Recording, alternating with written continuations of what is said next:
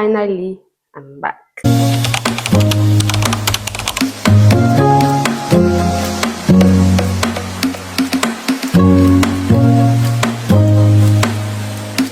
Hello guys, j'espère que vous allez bien. Welcome or welcome back to my YouTube channel. Welcome back pour les anciens et welcome pour les nouveaux. Si c'est la première fois que vous voyez cette tête, n'hésitez pas à subscribe, d'activer la cloche de notification pour ne rater aucune de mes vidéos et aussi aller me suivre sur mes différents réseaux sociaux que je vais mettre en barre de description.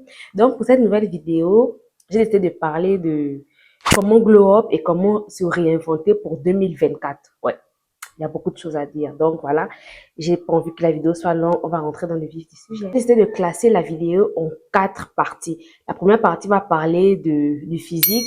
Deuxième partie de la spiritualité, troisième partie du lifestyle et la quatrième partie du côté finance. Pour le premier point de la première partie, c'est boire beaucoup d'eau. L'eau, c'est la vie. Je ne dirai jamais assez. C'est vraiment, j'étais le genre de personne, je ne buvais pas beaucoup d'eau en fait. Je pouvais boire peut-être un sachet d'eau par jour. Et franchement, ma peau était catastrophique. C'est vraiment, ma peau n'est pas si parfaite, mais c'est vraiment, je vois vraiment de l'amélioration. Et quand je termine de faire mon sport, je prends cette bouteille d'eau-là que je bois.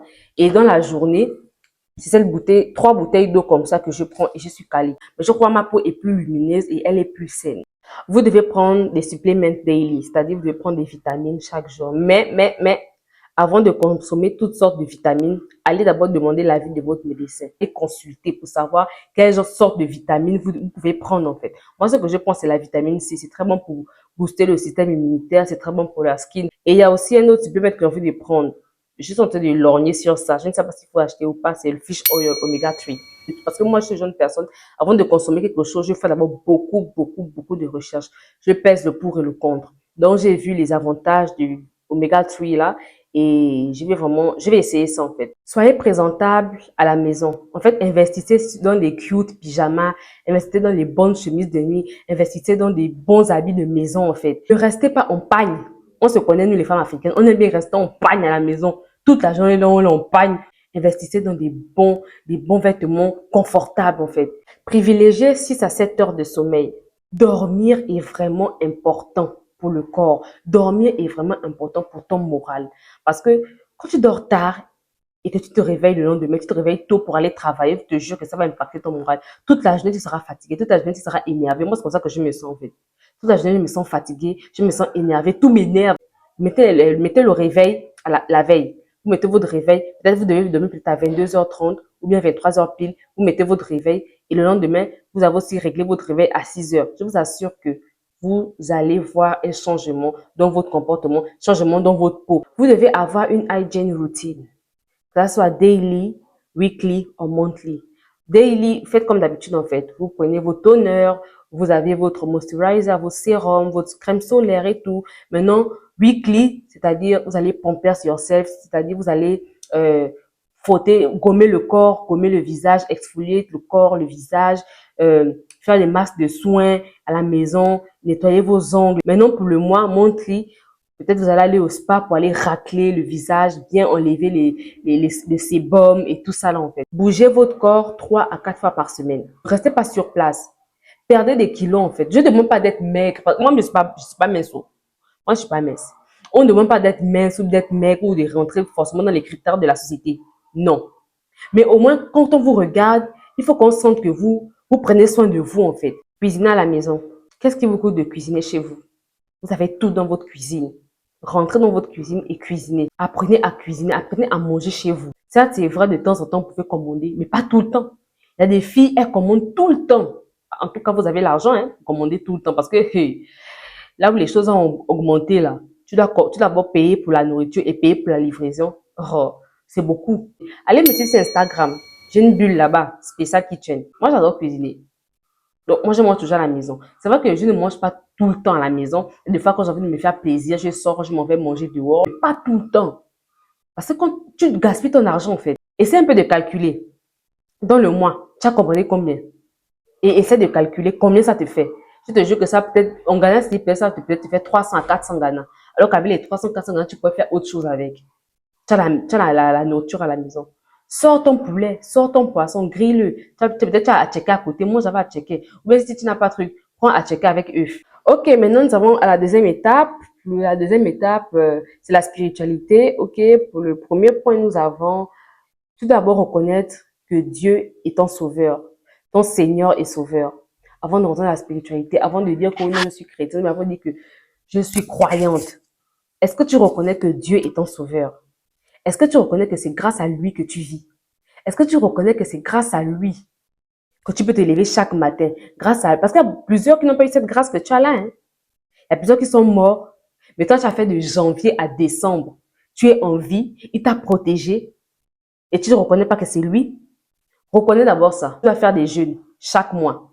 Les jeûnes peuvent décamper des situations. En ce moment-là, ça ne va pas dans ta vie en fait. Juste agenouille-toi. Tu peux prendre 2 à 3 jours de jeûne.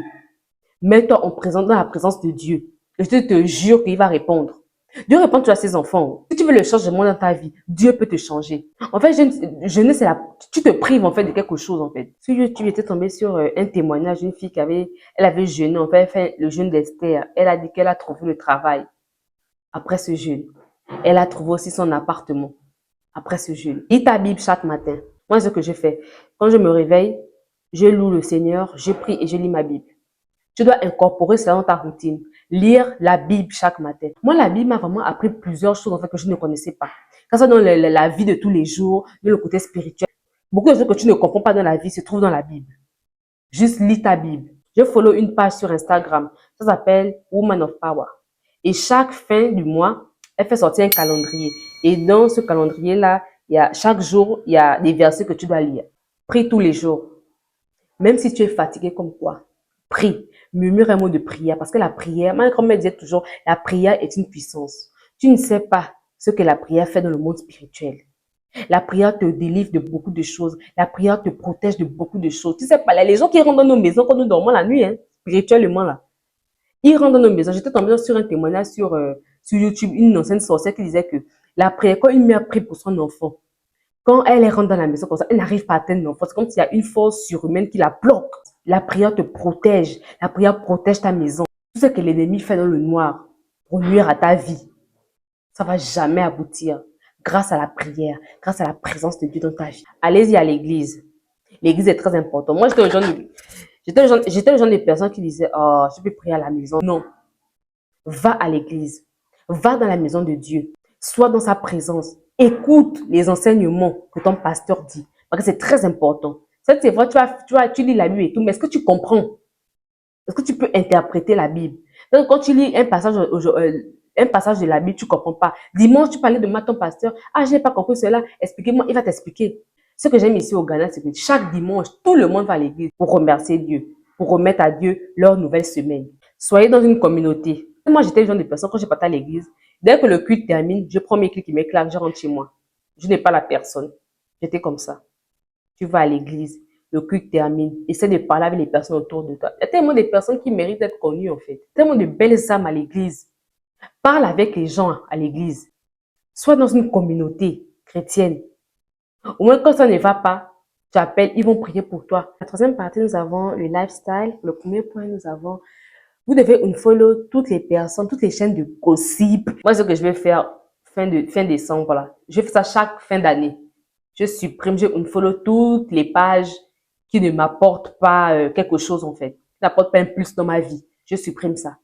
Vous devez faire de même. Supprimer. Arrêtez d'aller sur les pages de gossip. Oh, gossip, oh, c'est toi qui parles. La vie des gens, oh, c'est toi qui es là-bas qui commande.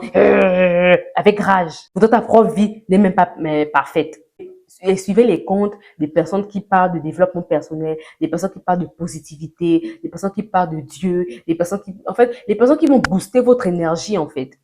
Qui vont faire en sorte que votre taux vibratoire puisse monter. C'est quand ton taux vibratoire monte, tu vas attirer la positivité en toi. Trouvez un hobby. Chaque être humain doit avoir un hobby. C'est pas genre, on t'a créé, tu es là debout seulement. Tu fais quoi? Tu te réveilles, tu vas au travail, tu chies, tu vas à l'école. Non. Ayez un hobby aussi. Je sais pas, ayez des solo dates. Moi, mon hobby, ce sont des solo dates. Hein. J'adore. J'adore des solo dates. Franchement, c'était difficile au début, mais toute l'année, là, j'ai vraiment fait beaucoup de solo dates. Et je compte encore renouveler l'expérience dans 2024. Allez faire du golf. Il y a même d'autres qui font du polo. En fait, ajoutez cela dans votre vie. Écoutez des podcasts. J'ai découvert un podcast, ça fait il y a 2 jours de cela, une jeune fille. Ce qu'elle dit dans son podcast est vraiment... En fait, son podcast est tellement intéressant. Elle parle surtout de la manifestation, de la confiance en soi. Ça te remet en question, en fait. Écouter les podcasts est inspirant.